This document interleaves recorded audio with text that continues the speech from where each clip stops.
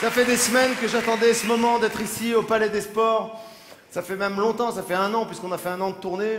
Et la semaine dernière, en arrivant à l'aéroport à Paris, je me suis fait une observation incroyable et je voulais le partager avec vous juste avant de commencer ce spectacle. Quand tu pars en voyage en avion, tu enregistres ton bagage, tu voyages, et quand tu arrives, la valise, tu la connais, elle est à toi, c'est toi qui l'as enregistrée, mais quand tu la vois sur le tapis roulant, t'es content. C'est quoi comment ça se passe? C'est juste qu'on t'a rendu ta valise? Non mais t'es content, ça te fait quelque chose, tu fais ah putain c'est ma valise, je la reconnais. Il y a même des couples, ils ont des techniques, j'ai vu, hein. Il y a un mec qui se met là-bas, il dit à sa femme mets-toi de l'autre côté, comme ça on va baliser le terrain. Mais il n'y a rien à baliser, c'est ta valise, ils vont te la rendre, tu vois. Et de loin ils se font des signes, ils font elle arrive. Il y en a même, ils se font un kiff, ils disent laisse-la tourner.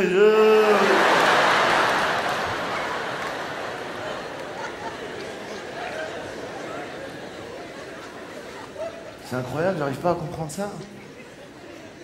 Et puis j'ai pensé à vous toute la journée, je me suis dit comment je vais m'habiller, comment je vais la jouer ce soir. Je pense que la dernière fois que je me suis habillé comme ça, c'était pour fêter une fête que j'aime pas trop, mais en même temps il fallait, c'est une obligation, c'était la Saint-Valentin.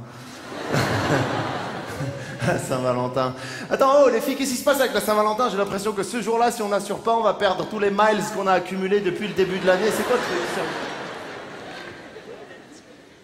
Toute l'année on vous donne, toute l'année on se donne, on vous aime, et vas-y, et fais-lui ça. Et le jour de la Saint-Valentin, vous êtes comme ça, genre on va voir s'il va oublier.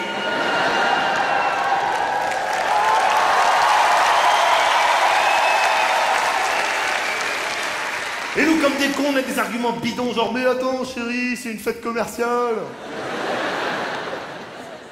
Le mec il a fait du business toute la journée et à 20h, Zermain il devient un penseur anticapitaliste.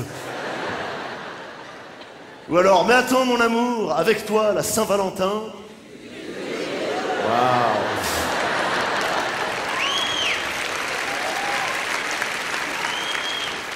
Moi je l'ai fêté une seule fois la Saint-Valentin, une seule fois de ma vie. J'ai voulu la jouer super classe, super élégant, gentleman. J'ai été dans un endroit très très chic, le genre de resto où tu vas jamais et où tu vas tellement jamais que quand tu y vas, t'as le trac, tu sais. Ce genre d'endroit où en tant qu'ancien pauvre, t'as la pression. Oui, je préfère ancien pauvre que nouveau riche. Pourquoi on devrait dire à des gens qui gagnent de l'argent que c'est des nouveaux riches? Ceux qui en perdent, on dit pas que c'est des nouveaux pauvres, hein. Je sais que c'est un tabou de parler d'argent en France, il faut pas parler d'argent. Ah non, non, il n'y a pas... Non, alors tes conneries, il faut en parler, les riches et les pauvres et tout, c'est au cœur des débats sociaux, politiques, il faut en parler. Les riches et les pauvres sont pas les mêmes, pas parce qu'il y en a qui ont de l'argent et d'autres qui n'ont pas d'argent, c'est parce que c'est une histoire d'ambiance. Quoi? L'enfant d'un riche, il a entendu des phrases que l'enfant d'un pauvre, il a pas entendu. L'enfant d'un riche, il a entendu des phrases du genre tu veux une glace à la vanille, chocolat, pistache, melon, intérieur cuir, double airbag. Mais oui. L'enfant d'un pauvre, il a entendu tu veux une glace? Ouais. Ah ben moi aussi.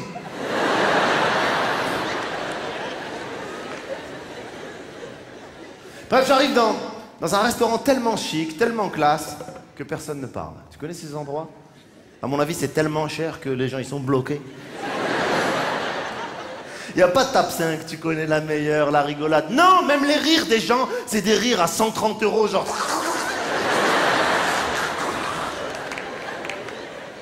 C'est tellement classe, c'est tellement chic, c'est tellement élégant qu'il y a une dame, elle joue de la harpe. Et toi, tu fais genre, ouais, c'est normal, je connais, il y a pas de problème. Arrête tes conneries, d'où tu connais? Quand t'allais dans un kebab, il n'y avait pas un mec qui tapait la harpe comme ça.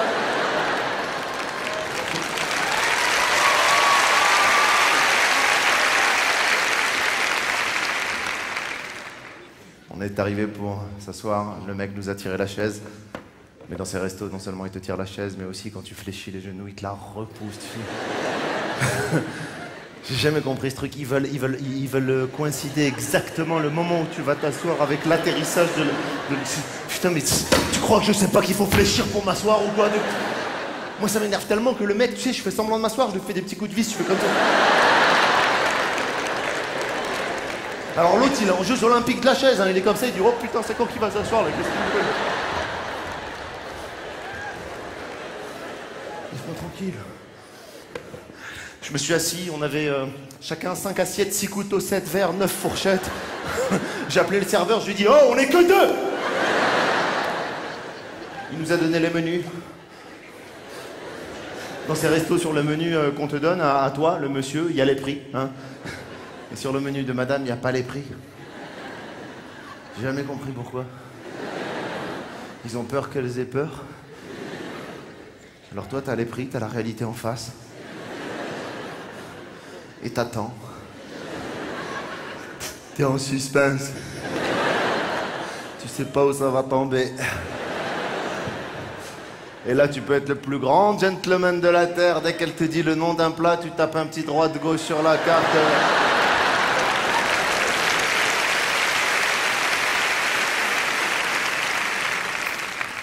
Quand le mec te dit ce que tu vas manger dans ces restaurants, je te promets, t'as l'impression qu'il joue dans une pièce de théâtre.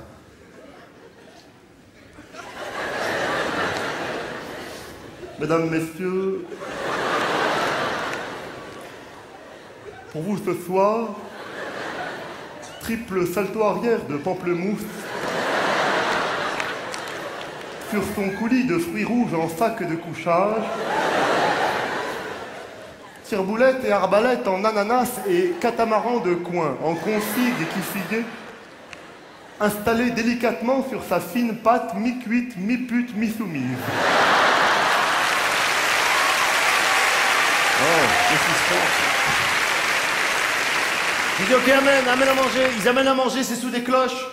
J'ai jamais compris ce concept. Genre c'est chic, c'est sous des cloches. Pourquoi tu caches la bouffe? C'est quoi? C'est un jeu, il faut deviner. En plus, il est bidon ton jeu. C'est moi qui ai commandé, je sais ce qu'il y a sous la cloche. Tu vas me dire de deviner, je vais te dire ben pamplemousse, tu vas ouvrir. Ah ben oui, pamplemousse. Réfléchis. Les mecs, ils arrivent avec les cloches comme ça, des spécialistes, hein, des clochards, hein, ils arrivent, vas-y.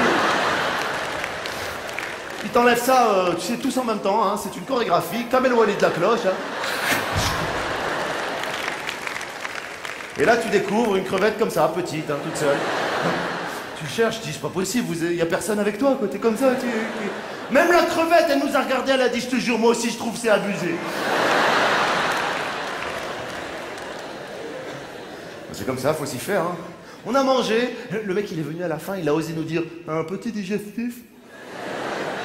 Qu'est-ce que tu vas digester? Arrête de conneries, de quoi tu parles? Il nous a apporté l'addition, je l'ai regardé déjà, j'ai dit putain, on aurait dû demander un devis. Moi je suis plus jamais retourné là-bas. Hein. C'est terminé. J'ai plus jamais fêté la Saint-Valentin. Et cette fille m'a quitté. Oh là là. Hier soir, j'ai dit ça, il y a une dame qui m'a dit une de perdue, 10 de retrouvée. Et je me suis rendu compte à quel point ce dicton était débile, tu sais. Qui a inventé ce dicton, une de perdue, 10 de retrouvée? C'est des conneries, une de perdue, un de tout seul. Y a pas... Une de perdue, 10 de retrouvée, c'est des conneries. T'as déjà vu, en bas de chez toi, après une rupture, 10 nanas qui attendent comme ça, là? Vous êtes qui, les filles? Eh ben, les filles du dicton.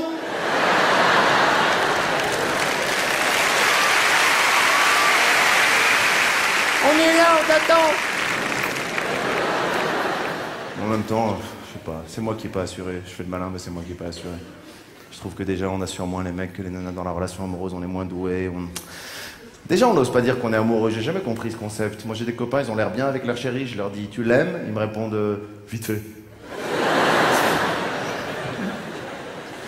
Alors que les femmes, au moindre petit sentiment, à la petite flamme, flamme cuche d'amour, elles vont vers leur meilleure amie et elles disent ah, tu sais pas quoi? Il faut que je te raconte un truc.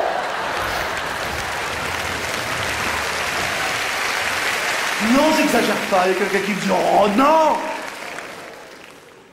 Nous les mecs, ça se voit trop quand on est amoureux, on a l'air... je sais pas comment dire, on rigole tout le temps, d'accord, mais c'est trop, quoi. On est grillé en 2 secondes, quoi. Genre... Quand on est amoureux, nous, les mecs, on devient faux d'elle.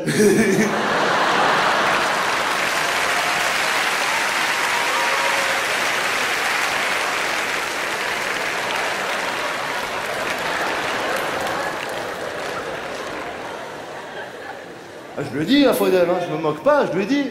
Je lui dis, Faudel, je te jure mon frère, toi t'as un avantage sur les autres chanteurs, c'est que comme tu souris tout le temps, tu pourrais même chanter des paroles tragiques. Ça passera sans problème. Le gars il pourrait chanter ma famille elle est décédée. Je te jure. Ah, ma sœur est le père, comme un mistri levé. Ben oui.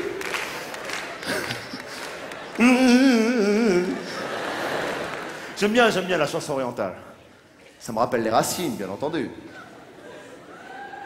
Mais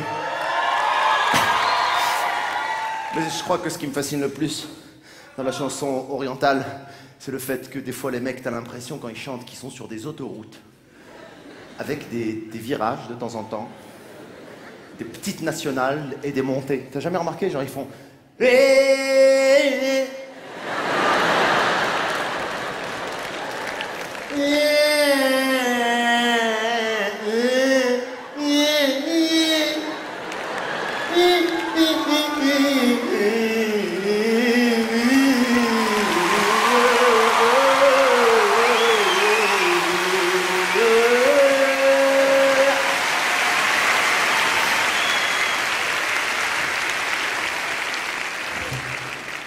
Mais qu'est-ce qu'il fait? Il est pas français. Il est de Maghrébie. Regarde, il boit de l'eau. Comme dans l'autre DVD.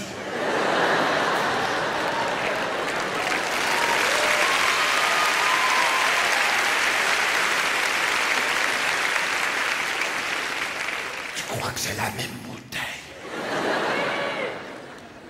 Ah, là, je fais le malin alors qu'elle m'a quitté, cette fille. À propos de bouteilles, l'autre jour, j'étais dans ma salle de bain, j'ai vu une bouteille de shampoing posée et j'ai pensé à elle. En fait, j'ai pensé à elle parce que la bouteille de shampoing, elle était posée à l'envers. Et c'est elle qui avait l'idée de poser toujours les produits de beauté à l'envers parce qu'elle disait que le temps que, en fait, on les utilise pas, le produit, il coulait vers le bouchon. De manière à ce que quand on veut l'utiliser, on a à peine à faire un petit peu comme ça pour avoir du shampoing. Contrairement aux mecs, tu sais, sous la douche, qui galèrent comme ça.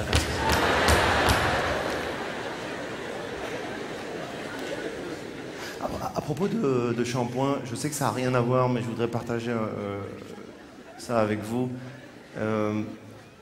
Chez le coiffeur, moi, il y a une question qu'on nous pose avant de nous laver les cheveux qui me met moi la pression. Je sais pas ce que vous en pensez, tu sais.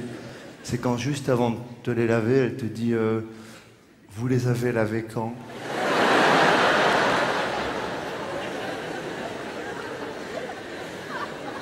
Toi, t'es là, tu sais, t'as envie de lui dire qu'est-ce qu'on a à foutre, de toute façon, tu vas les laver.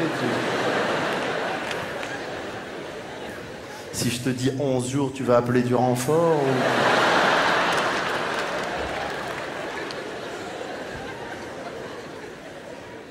Après, elle te dit « Ça va, la température ?» Ça va jamais, tu dis... Elle te crame la tête, tu dis « Ça va ?» Après, il y a le coiffeur qui arrive et qui dit « Alors, qu'est-ce qu'on fait ?» J'en sais rien, mon frère, fais ton boulot, qu'est-ce que tu veux que je te dise Ou alors, fais-toi un kiff, relave-les.